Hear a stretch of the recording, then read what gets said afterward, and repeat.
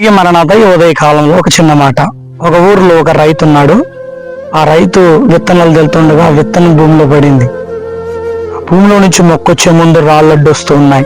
అయినా సరే ఆ రాళ్ళు దండుకొని మొక్కగా వచ్చింది. ఆ తర్వాత పక్షులు వచ్చి దాన్ని పాడు చేయడానికి వచ్చింది. అయినా సరే వాటిని తన్నుకొని మొక్కగా మారింది.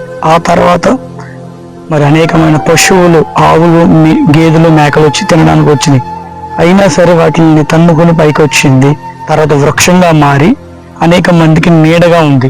ప్రియులారా, ఈ కథ సారాంశం ఏంటంటే, ఈరోజు చాలా మంది నన్ను ఏదో అన్నారని నేను చేయలేకపోతున్నాను, నన్ను ఎలాగన్నారు, నన్ను ఎలా తిట్టారు, అందుకే నువ్వు చేతగాని వాడు అంటున్నారు, నువ్వు పనికిరాని వాడు అంటున్నారు, నేను చేయలేకపోతున్నాను అని ఎవరైతే అంటున్నారో వారందరి ముందు నువ్వు నీడగా మారాలి. ఆ వృక్షం ఎలా అయితే నీడగా మారిందో నువ్వు కూడా నీడగా మారితే అనేక మందికి ఆశీర్వాదకరంగా ఉంటావు. బైబిల్ గ్రంథంలో ప్రభువైన యేసుక్రీస్తు విసిరిన విత్తనం పేరు యోసేపు. తృణీకరింపబడ్డాడు అనాథ చేత. ఎవరు కూడా అతన్ని అర్థం చేసుకోలేదు. అతనికి అనేకమైన దర్శనాలు వచ్చినాయి. దర్శనాలు బట్టి ఇంకా చులకన చేశారు. ఇదిగో రాజుగారి చేత జైలు పాలయ్యాడు, నిందలం పడ్డాడు, అవమానాలు పడ్డాడు, ఆఖరికి ఏమయ్యాడు, ప్రధానమంత్రి అయ్యాడు. రోజు ప్రభువైన యేసుక్రీస్తు ద్వారా విసరబడిన విత్తనం నువ్వు.